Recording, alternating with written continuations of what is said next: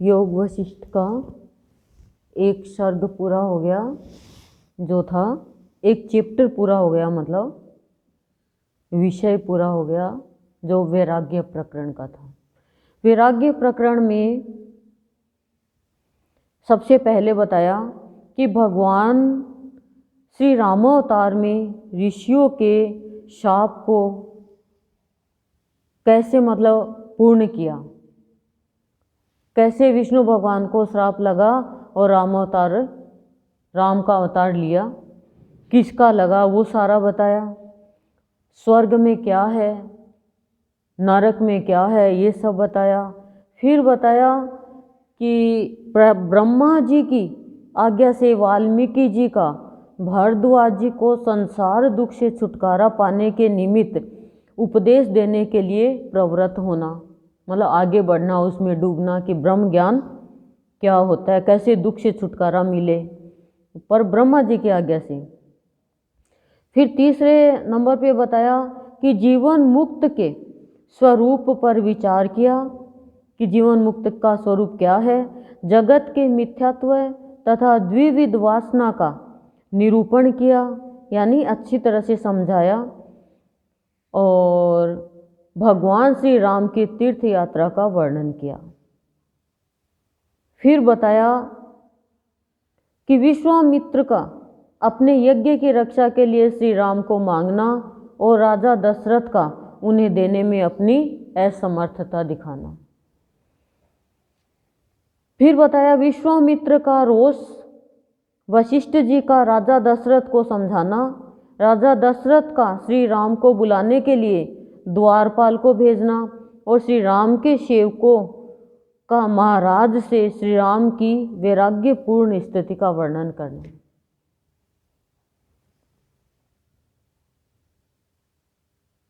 फिर बताया धन संपत्ति तथा आयु की निसारता एवं दुख रूपता का वर्णन।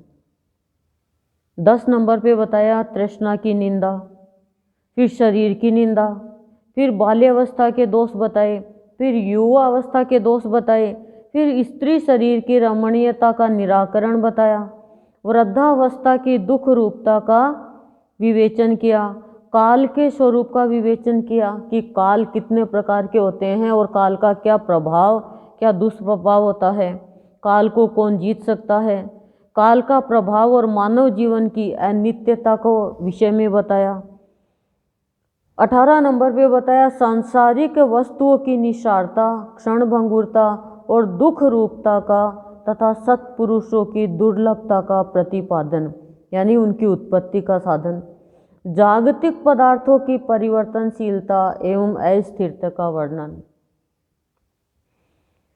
फिर बताया श्री राम की प्रबल वैराग्यपूर्ण जिज्ञासा तथा तत्व ज्ञान के उपदेश के लिए प्रार्थना करना।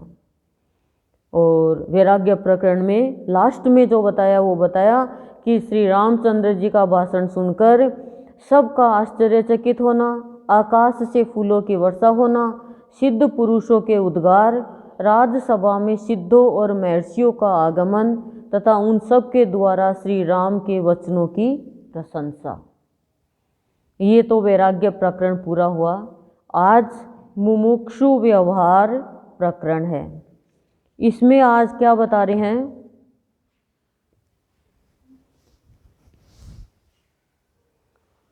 मुमुक्षु व्यवहार प्रकरण यानी मोक्ष प्राप्ति का कैसा व्यवहार होना चाहिए कि हमें मुक्ति मिले, हम स्वच्छंद हो जाएं, हर चीज़ से मुक्ति मिल जाए, उसके प्रसंग का विषय है ये। विश्वामित्र जी का श्री राम को तत्व ज्ञान संपन्न बताते हुए, विश्वामित्र जी का श्री राम को तत्व ज्ञान संपन्न बताते हुए उनके सामने सुखदेव जी का दृष्टांत उपस्थित करना। सुखदेव जी का तत्व ज्ञान प्राप्त करके परमात्मा में लीन होना, तत्व ज्ञान प्राप्त करने के बाद में सुखदेव जी का परमात्मा में लीन होना, और श्री राम को बताया कि तुम तत्व ज्ञान संपन्न हो, और उनके सामने फिर सुखदेव जी का उदाहरण दिया। कह रहे हैं श्री वाल्मीकि जी, भारद्वाज, इस प्रकार सभा में आए हुए सिद्ध पुरुषों ने जब उच्च स्वर से श्री राम के भाषण की भूरी भूरी प्रशंसा की, तब विश्वामित्र जी ने अपने सामने बैठे हुए श्री राम से प्रेम पूर्वक कहा। राम का भाषण सुन के सबने भूरी भूरी प्रशंसा की, तो विश्वामित्र जी ने अपने सामने बैठे हुए श्री राम से प्रेम पूर्वक कहा, ज्ञानियों में श्रेष्ठ रघुनंदन, तुम्हारे लिए और कुछ जानना शेष नहीं है। विश्वामित्र जी कह रहे हैं कि ज्ञानियों में तुम श्रेष्ठ हो, अब तुम्हारे लिए कुछ भी जानने की जरूरत नहीं है। तुम अपनी ही सूक्ष्म बुद्धि से सब कुछ जान चुके हो। स्थूल बुद्धि से नहीं जान पाएंगे, सूक्ष्म बुद्धि से ही हम जान पाएंगे कोई भी ज्ञान प्राप्ति की बात को। सर्वस्वरूप सच्चिदानंद घन परमात्मा को तत्व से जानते हो, कि सर्वस्वरूप सच्चिदानंद घन परमात्मा को तत्व से जानते हो, कि तुम ये जानते हो कि सर्वस्वरूप सब में उसी का रूप है। कौन? किसका? परमानंद परमात्मा का स्वरूप है, वो ही सबके हृदय में विराजमान है। तुम उसको जानते हो, उसका ज्ञान है तुम्हें। तुम्हारी बुद्धि भगवान व्यास के पुत्र सुखदेव जी की सी है। श्री राम की तुलना सुखदेव जी से कर रहे हैं। सुखदेव जी कौन है? व्यास जी के पुत्र, वेद व्यास जी के। उसे जानने योग्य वस्तु का ज्ञान प्राप्त हो चुका है। जानने योग्य वस्तु का ज्ञान प्राप्त होने के बाद में प्राणी में पूर्णता आ जाती है, फिर और कुछ भी जानने की जरूरत नहीं होती है। और जानने योग्य वस्तु क्या है? जानने योग्य वस्तु बताई है अब इसमें योग वशिष्ठ में, सच्चिदानंद घन परमात्मा का जो तत्व है उसको जानना। उसके बाद में हर चीज से ऊपर उठ जाता है वो। श्री राम, मैं तुमसे व्यास पुत्र सुखदेव जी का यह वृतांत कह रहा हूँ, जो तुम्हारे अपने ही वृतांत के समान है, कि तुम्हारे ही वृतांत के समान है। मैं तुम्हें सुखदेव जी का वृतांत सुना रहा हूँ। आप लोगों ने देखा होगा, भागवत कथा होती है तो सुख की वो लगाते हैं, पर आपको ये बस तोता लगा दिया, तोता बोलते हैं कोई तो, पर सुखदेव जी का कितना बड़ा भाव है, राम के बराबर है सुखदेव जी का भाव। सुखदेव जी ने ही राजा परीक्षित को मोक्ष प्राप्ति का साधन बताया था। जब राजा परीक्षित गले में सर्प डाल देते हैं श्रृंगी ऋषि के, तो कहते हैं मेरे को मुक्ति का साधन बताओ। तब परीक्षित अपने गुरु के पास जाते हैं, सभा बुलाते हैं, तब गुरु कहते हैं तुम सुखदेव जी के पास जाओ, जो वेद व्यास जी के पुत्र है। इन दिनों वो ही भागवत कथा के द्वारा तुम्हें मुक्ति का साधन बताएंगे, बाल रूप में ही है। और उन्होंने 7 दिन परीक्षित को, सुखदेव जी ने एक भागवत कथा सुनाई और 7वें दिन मुक्ति मिली राजा परीक्षित को।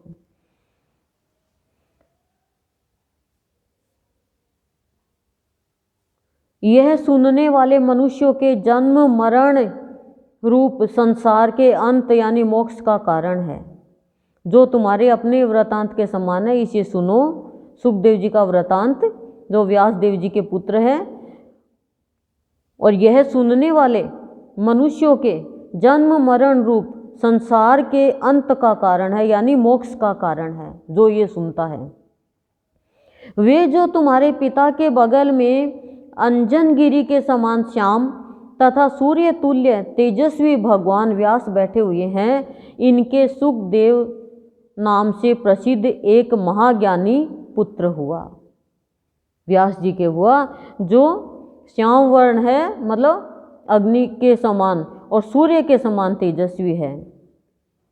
अंजन तो काजल होता है, मतलब गौर वर्ण और श्याम वर्ण, जिसका मुख चंद्रमा के समान सुंदर। सुखदेव जी संपूर्ण शास्त्रों के ज्ञाता थे। वे एक दिन मन ही मन इस लोक यात्रा यानी जागतिक व्यवहार पर विचार कर रहे थे। उस समय उनके हृदय में तुम्हारी ही तरह विवेक का उदय हुआ, कि एक दिन वो मन ही मन संसारिक जागतिक व्यवहार का चिंतन कर रहे थे, तो उनके अंदर भी कह रहे हैं, हे श्री राम, तुम्हारी ही तरह विवेक का उदय हो गया। उन महामना सुखदेव ने अपने विवेक से स्वयं ही चिरकाल तक विचार करके जो परम मनोहर परमार्थ सत्य वस्तु या परमार्थ साधन की उच्च स्थिति है उसे प्राप्त कर लिया। क्या कह रहे हैं? उस महामना सुखदेव ने अपने विवेक से ही स्वयं ही चिरकाल तक यानी लंबे समय तक विचार करके जो परम मनोहर परमार्थ सत्य वस्तु है उनको प्राप्त कर लिया। विवेक का उदय होने के बाद में प्राणी के अंदर में अपने विवेक से वह स्वयं विचार करने लग जाता है कि मुझे उत्तम वस्तु कहाँ मिलेगी, सत्य कहाँ मिलेगा, असत्य क्या है, तो वो प्राप्त कर लेता है। जब विवेक जागृत नहीं होता है तब वो प्राणी दोनों साइड में ही रहता है, सत्य में भी और असत्य में भी, अच्छे में भी बुरे में भी, स्थूल में भी सूक्ष्म में भी। हमारा अभी विवेक नहीं जगा, इसलिए हम दोनों तरफ आ जा रहे हैं। उसे प्राप्त करके भी उनके हृदय में यही परमार्थ वस्तु सच्चिदानंद घन परमात्मा है ऐसा पूर्ण विश्वास नहीं हुआ। क्या कह रहे हैं कि उसे प्राप्त करने के बाद में भी उनके हृदय में परमार्थ वस्तु यही है यानी सच्चिदानंद का परमात्मा यही है ऐसा पूर्ण विश्वास नहीं हुआ। इसलिए उस परम वस्तु के स्वतः प्राप्त हो जाने पर भी उनके मन को शांति नहीं मिली। स्वतः प्राप्त हो गई परम वस्तु फिर भी शांति नहीं मिली। इतना अवश्य हुआ कि उनके चित्त की चंचलता दूर हो गई और जैसे चातक वर्षा की जल धारा के अतिरिक्त अन्य जल धाराओं से मुंह मोड़ लेता है, उसी प्रकार उनका मन अत्यंत क्षण भंगुर भोगों से विरक्त हो गया। कि उनकी चंचलता तो खत्म हो गई और उनका मन क्षण भंगुर भोगों से विरक्त हो गया यानी आसक्ति खत्म हो गई उनसे। एक दिन निर्मल बुद्धि वाले सुखदेव जी ने मेरुगिरी पर एकांत स्थान में बैठे हुए अपने पिता मुनिवर श्री कृष्ण द्वैपायन व्यास से भक्ति भाव के साथ पूछा, मुने यह संसार रूपी आडंबर कैसे उत्पन्न हुआ? अपने पिता से पूछा कि संसार रूपी आडंबर कैसे उत्पन्न हुआ? किसने? सुखदेव जी ने। कैसे इसकी शांति या नाश होता है? यह कितना बड़ा है, किसका है और कब तक रहेगा? कितने प्रश्न कर लिए देखो। पुत्र के इस प्रकार प्रश्न करने पर आत्मज्ञानी मुनिवर व्यास ने उन्हें जो कुछ बताने योग्य बात थी वह सब यथावत एवं विशुद्ध रूप से बता दी। पुत्र ने प्रश्न किया संसार के विषय में और आत्मज्ञानी व्यास जी ने उन्हें जो बताने योग्य बात थी वो यथावत सही तरीके से विशुद्ध रूप से बताई। उनका उपदेश सुनने के अनंतर सुखदेव जी ने सोचा यह तो मैं पहले ही जान गया था। व्यास जी ने जो उपदेश दिया तो सुखदेव जी ने मन में सोचा कि ये तो मैं जान ही गया था पहले। ऐसा विचार कर उन्होंने पिताजी के उस उपदेश वाक्य का अपनी शुभ बुद्धि के द्वारा अधिक आदर नहीं किया। अपनी शुभ बुद्धि के द्वारा फिर आदर नहीं किया। क्यों? क्योंकि उन्होंने सुखदेव जी ने सोचा ये तो मैं जानता ही हूँ सारी बात, पिताजी ने जो बताई वो तो। भगवान व्यास भी अपने पुत्र के इस अभिप्राय को समझकर उससे बोले, बेटा भूतल पर जनक नाम से प्रसिद्ध एक राजा है कि धरती पर जनक नाम से एक राजा है जो जानने योग्य तत्व है। जानने योग्य तत्व क्या है? सच्चिदानंद घन परमात्मा। उनको यथार्थ रूप से जानते हैं राजा जनक, उनसे तुम्हें संपूर्ण तत्व ज्ञान प्राप्त हो जाएगा।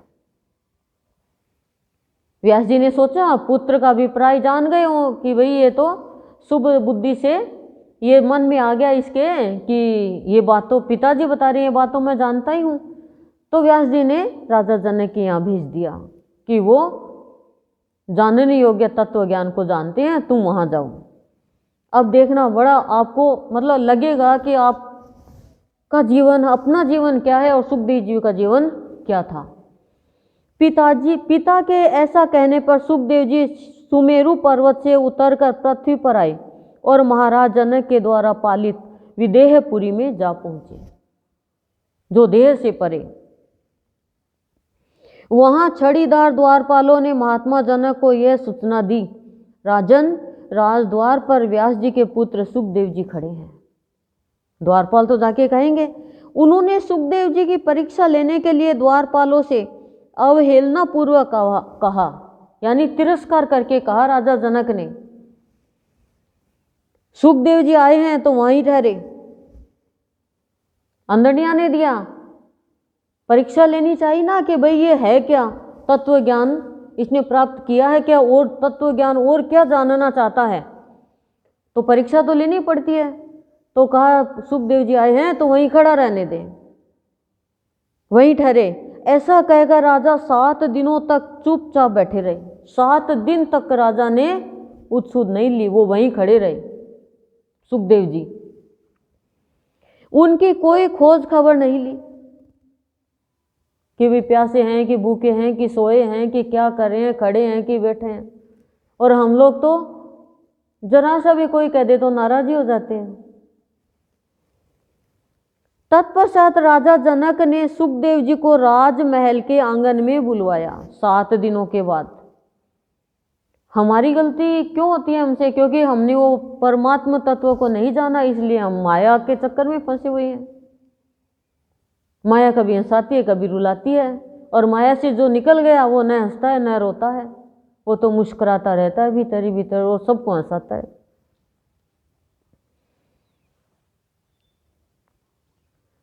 उनकी कोई खोज खबर नहीं ली। तत्पश्चात राजा जनक ने सुखदेव जी को राजमहल के आंगन में बुलवाया। वहां आने पर भी सुखदेव जी पूरे 7 दिनों तक उसी प्रकार उपरत होकर बैठे रहे। उपरत होकर यानी उदासीन, मरे हुए के जैसे बैठे रहे 7 दिन बाहर खड़े रहे, 7 दिन आंगन में बैठे रहे। भगवान जनक ने कोई खबर नहीं ली। इसके बाद जनक ने सुखदेव जी को अंतःपुर में ले आने की आज्ञा दी। 7 दिन के बाद कहा अंतःपुर में ले आओ, पहले आंगन में बैठे रहे उपरत होके। किंतु वहां भी राजा ने 7 दिनों तक उन्हें दर्शन नहीं दिए। 21 दिन हो गए, 7 दिनों तक राजा ने दर्शन नहीं दिया। अंतःपुर में आके बुलाया। वे चंद्रमा के समान मुख वाले सुखदेव जी का अंतःपुर में यौवन के मद से उन्मत्त कमनीय कांति वाली सुंदरियों द्वारा भांति भांति के भोजनों तथा भोग सामग्रियों में से लालन पालन कराते रहे। देखो, सुंदर कामनी मतलब सुंदर स्त्रियों को भेज दिया, भोजन तरह तरह के भेज दिए, इतने भोग दे दिए उनको। क्यों, जो जवान तो थे ही सुखदेव जी, भोग सामग्रियों से लालन पालन कराते रहे। परंतु जैसे मंद गति से बहने वाली वायु दृढ़ मूल अविचल वृक्ष को नहीं उखाड़ सकती, उसी प्रकार वे भोग तथा अनादर एवं उपेक्षा जनित दुख भी व्यास पुत्र के मन को अपनी ओर खींच न सके, उसमें विकार पैदा न कर सके। क्योंकि तत्व ज्ञान प्राप्त कर लिया ना, हम तो कोई सीन भी देख लेते हैं तो हमारे अंदर वासना जग जाती है। कोई की निंदा भी सुन लेते हैं तो हमारे अंदर भी ऐसे होती है, जल्दी से अपन भी शामिल होएं, अपन भी भेद बताएं, अपने अंदर तो ऐसा हो जाता है। लेकिन देखो, इतना होने के बाद में भी मंद गति से बहने वाली वायु दृढ़ मूल अविचल वृक्ष को नहीं उखाड़ सकती। धीरे गति से बहने वाली वायु जो सॉलिड वृक्ष है उसको नहीं उखाड़ सकती। तो सॉलिड हो गए सुखदेव जी, ऐसे स्ट्रोंग मतलब मजबूत पेड़ को नहीं उखाड़ सकते। उसी प्रकार भोग तथा अनादर ही हुआ। 7 दिन उनको बुलाया नहीं, अंदर आंगन में खड़े रहे, अंतःपुर में इतनी वासना की चीजें भेज दी। अनादर और उपेक्षा जनित यानी घृणा से पैदा होने वाला दुख वह व्यास पुत्र के मन को अपनी ओर नहीं खींच सका। ये है उच्च स्थिति, उसमें विकार पैदा न कर सके। सुखदेव वहां पूर्ण चंद्रमा के समान निर्विकार, भोग और अनादर में भी समान हर्ष विषाद से रहित, स्वस्थ, मौन तथा प्रसन्नचित्त बने रहे। ऐसी स्थिति में भी वो स्वस्थ, मौन, प्रसन्नचित्त बने रहे और चंद्रमा के समान उनका मुख निर्विकार, कोई विकार नहीं। हमें तो कोई 10 मिनट भी खड़ा कर दे तो हम कहें क्या करे हुए। मान लो पति ने बाहर में गाड़ी स्टार्ट कर ली, या बाहर खड़े हैं, या स्कूटी स्टार्ट कर ली, बाइक स्टार्ट कर ली, और पत्नी अंदर से 10 मिनट भी लेट नहीं आई तो अंदर आ जाए, बोला मेरे को जाना ही नहीं, आज कितनी देर इंतजार करूं तेरा, तो समझते क्या अपने आप को? 10 मिनट और ये 21 दिन, और यही हमारी हालत है। हम यदि बाहर खड़े हैं और पति का कोई बिजनेस का फ़ोन आ गया या कोई काम आ गया, कोई किताब पढ़ने लग गए या कुछ भी XYZ, तो हम नाराज़ होकर अंदर आके साड़ी चेंज कर लेंगे, जाना ही नहीं मेरे को, तो आप अपने काम में लगे रहो। 5 मिनट, 10 मिनट, 15 मिनट, आधी घंटा भी नहीं। और बच्चों को देख लो, बच्चों का यदि मम्मी पापा कर रहे हैं और बच्चे यदि कुछ कहे अभी करें, करवाना ही नहीं, आप अपने काम में लगे रहो। आप तो हो ही ऐसा है हमारा तो। क्यों? क्योंकि हम माया में बंधे हुए हैं ना। हमारा दोष नहीं है, हम माया में बंधे हुए हैं, हमारा यही दोष है बस। जो माया के दोष से वंचित हो गया वही तो भगवान के भावों का कोष बनेगा ना। नहीं तो ये माया शोषण करती रहेगी हमारा और हम रोष दिखाते रहेंगे। इस प्रकार परीक्षा द्वारा सुखदेव जी के स्वभाव को जानकर राजा जनक ने उन्हें सादर अपने पास बुलवाया, आदर सहित अपने पास बुलाया। परीक्षा द्वारा सुखदेव जी के स्वभाव को जान लिया उन्होंने कि इनके स्वभाव में कोई भी विकार नहीं है। प्रसन्न चित्त देखकर अपने पास बुलाया और प्रसन्न चित्त देखकर प्रणाम किया। राजा जनक ने प्रणाम किया, फिर उनके चित्त में जरा सी भी ग्लानि नहीं। और हम तो यहाँ पर भी कोई को बैठाते हैं और बैठाने के बाद में कह दे तू रहने दे और ये भजन गा लेगी, तो ही नाराज हो जाते हैं कि देख मेरा अनादर कर दिया। अनादर से तो हम कुछ सीखेंगे, अनादर से हमारा अहंकार खत्म होता है और आदर से हमारा अहंकार बढ़ता है, पर हम इस चीज़ को जान नहीं पाते हैं। उसी में तो हमारी परीक्षा होती है कि हाँ मेरे अंदर कितना अहंकार है। और लोग तो करेंगे, लोग तो बहुत करेंगे, जो श्रेष्ठ है, जो उच्च है और जो आगे बढ़ रहे हैं, उनको गुस्सा दिलाने के लिए, उनको नीचा दिखाने के लिए उनका अनादर करेंगे, भेज देंगे उनके साथ कोई छोटे को, छोटे के साथ भेजेंगे कि ये गाएगा, ये करेगा और तुम बैठो पास में, ऐसा करेंगे। लेकिन जब जो उच्च स्थान प्राप्त कर लेते हैं गुरु की कृपा से, उसके साथ भी ऐसे को भेजते हैं जो सही नहीं है, पर वो उच्च स्थान वाला क्या कहेगा, मैं बैठा हूं तुम गाओ,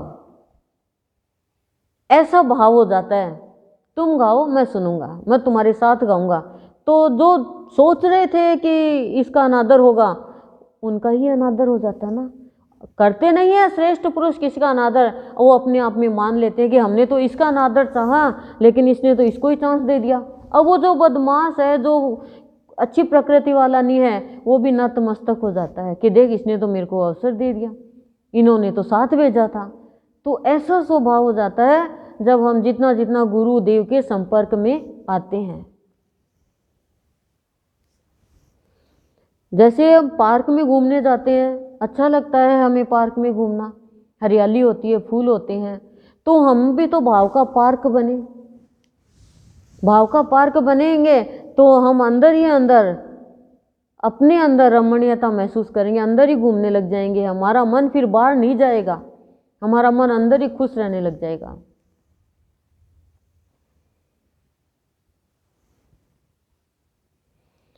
तत्पश्चात शीघ्रता पूर्वक उनका स्वागत करके राजा ने उनसे कहा, ब्राह्मण, जगत में परम पुरुषार्थ की सिद्धि के लिए जो जो आवश्यक कर्तव्य है वे सब आपने पूर्ण कर लिए हैं। राजा जनक ने परीक्षा ली, परीक्षा में पास हो गए तो कह दिया कि जगत में परम पुरुषार्थ की सिद्धि के लिए, परम पुरुषार्थ की सिद्धि के लिए जो जो आवश्यक कर्तव्य है वे सब आपने पूर्ण कर लिए। परीक्षा में पास हो गए ना, मान अपमान से ऊपर उठ गए, सारे मनोरथों को प्राप्त कर लिया। अब आपको किस वस्तु की इच्छा है? सारे मनोरथों को प्राप्त कर लिया मतलब विरत हो गए आप। आपके अंदर कोई विषय भोग के आगे रहने पर भी आपका मन वहां पे नहीं जा रहा है, तो आपने वो सिद्धि प्राप्त कर ली, वो तत्व प्राप्त कर लिया। हमारा तो बहुत ही मन चला जाता है, कोई चीज़ ऐसी देखते ही अच्छी नहीं है तो उसमें खराब में चला जाता है, ये सोचते ही बहुत अच्छी है तो उसमें चला जाता है। मतलब स्थूल में मन जाना ही नहीं चाहिए, पर हमारा जाता है, इसका मतलब हम फेल होते जा रहे हैं। श्री सुखदेव जी ने कहा, अब सुखदेव जी कह रहे हैं, सुनना महाराज, मैं जानना चाहता हूं कि ये संसार रूपी आडंबर कैसे उत्पन्न हुआ। पहले अपने पिता से पूछा, अब जनक से पूछ रहे हैं। और इसकी शांति या विनाश कैसे होता है, आप शीघ्र ही मुझसे इस विषय का यथावत रूप से प्रतिपादन कीजिए। मेरा इन प्रश्नों का निराकरण कीजिए, मुझे समझाइए अच्छी तरह। श्री विश्वामित्र जी कहते हैं, महाराज, इस प्रकार पूछे जाने पर राजा जनक ने सुखदेव जी को उस समय वही बात बताई जो पहले उनके महात्मा पिता व्यास जी के द्वारा बताई गई थी। राजा जनक ने वही बात बताई जो व्यास उनके पिता ने बताई, पर उनके मन में ये आ गया ना, संशय आ गया शुभ बुद्धि के द्वारा कि ये बातों मैं पहले से जानता हूँ। उन्होंने ये नहीं माना सुखदेव जी ने कि अच्छा ये ही है परम तत्व प्राप्त करना। तब राजा जनक के पास में भेजा कि इसको ये हो गया कि ये तो मैं जानता हूँ, फिर पिताजी ने क्या बताई। तब उसके पिता ने राजा जनक के पास भेजा, राजा जनक ने वही बात बताई जो उनके पिता ने बताई। तब सुखदेव जी ने कहा, वक्ताओं में श्रेष्ठ महाराज, मैंने पहले विवेक से स्वयं ये बात जान ली थी, फिर जब पिताजी से इसके विषय में पूछा तब उन्होंने भी मुझे यही बात बताई, और आज आपने भी यही बात कही। शास्त्रों में भी महावाक्यों का यही अर्थ है, दृष्टिगोचर होता है। वह इस प्रकार है, यह विनाशशील संसार अपने संकल्प से उत्पन्न हुआ है और संकल्प का आत्यंतिक विनाश होने से नष्ट हो जाता है, अतः सर्वथा निस्सार है। कि ये विनाशशील संसार है, ये संकल्प से उत्पन्न होता है, संकल्प से विनाश हो जाता है। भगवान ने संकल्प किया, संसार बना दिया। संकल्प करेंगे विनाश हो जाएगा, प्रलय आ जाएगी, तो करिए निस्सार है, इसमें कोई सार नहीं है। यह शास्त्रों का निश्चय है। महाबाहो, क्या यही अविचल सत्य है? क्या यही शाश्वत सत्य है? यदि हाँ, तो इसका इस तरह उपदेश कीजिए जिससे यह मेरे हृदय में अचल असंदिग्ध रूप से बैठ जाए कि यदि यह सत्य है, तो अब ऐसा उपदेश दीजिए, मुझे समझाइए कि मेरे हृदय में सदा के लिए बिना संदेह के बैठ जाए। संसार के विषयों में भटकते हुए चित्त के द्वारा इधर उधर भटकाया जाता हुआ मैं आज आपसे शांति लाभ करना चाहता हूँ। संसार के विषयों में भटकते हुए चित्त द्वारा, कि मेरा चित्त संसार के विषयों में भटकता है इधर उधर, तो मैं आज आपसे शांति लाभ करना चाहता हूँ। मुझे शांति चाहिए, धन लाभ नहीं, शांति लाभ। तो राजा जनक कह रहे हैं, सुन मुने, ब्रह्मांड में एक अखंड चिन्मय परम पुरुष परमात्मा के अतिरिक्त और कुछ भी नहीं है। कुछ भी नहीं है इस ब्रह्मांड में। एक अखंड चिन्मय यानी सदा सदा अमर रहने वाला चिन्मय यानी चेतन परम पुरुष परमात्मा, उनके अलावा कुछ भी नहीं है ब्रह्मांड में। आपने स्वयं विवेक के द्वारा इस तत्व को जाना है और फिर गुरु स्वरूप पिता के मुख से इसको सुना है कि आपने विवेक से जान लिया, फिर गुरु का स्वरूप जो आपके पिता, उनके मुख से आपने सुना। इससे बढ़कर दूसरा कोई निश्चय यानी जानने योग्य तत्व नहीं है। मुनि कुमार, आप बालक होते हुए भी विषय भोगों के त्याग में सूरवीर होने के कारण महान वीर है। कि आप विषय भोगों का ऐसा त्याग कर दिया तो आप बहुत बड़े वीर और सूरवीर हैं। तो वीर और सूरवीर कौन है? जो भोगों से विरक्त हो गए। और हम तो ये कहते हैं भक्ति कैसे करेंगे, अभी तो भोग भोगने का समय है, अभी तो जवानी है, अभी तो बच्चे पैदा करो, शादी करो, कमाओ, ये करो, वो करो, माया में फंसो, फिर रो, फिर दुखी हो जाओ, फिर क्लेश में जाओ, और फिर बचेगा क्या?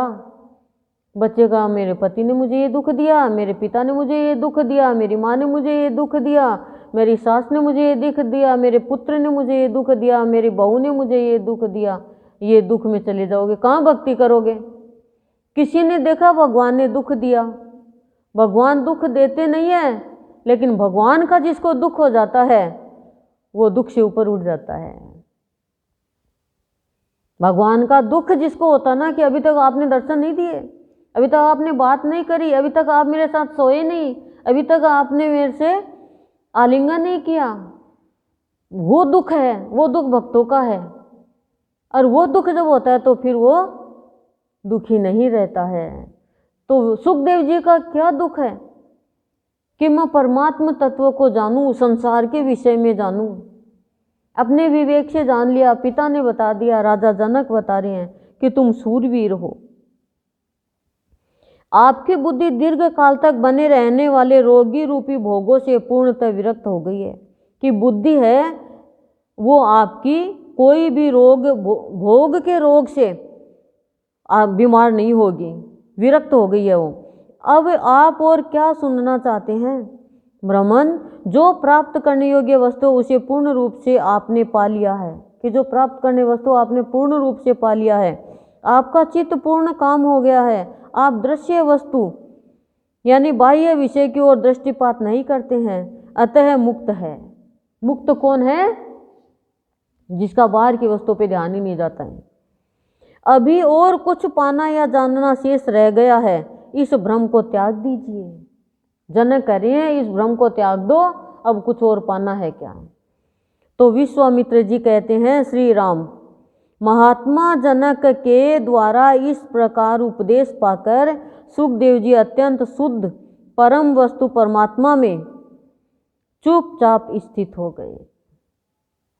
विश्वामित्र जी कह रहे हैं, श्री राम, इनकी वार्तालाप चल रही है, तो महात्मा जनक के द्वारा इस प्रकार उपदेश पाकर सुखदेव जी अत्यंत शुद्ध परम वस्तु परमात्मा में चुपचाप स्थित हो गए। जनक का उपदेश पाकर के उनके शोक, भय और श्रम सभी नष्ट हो गए।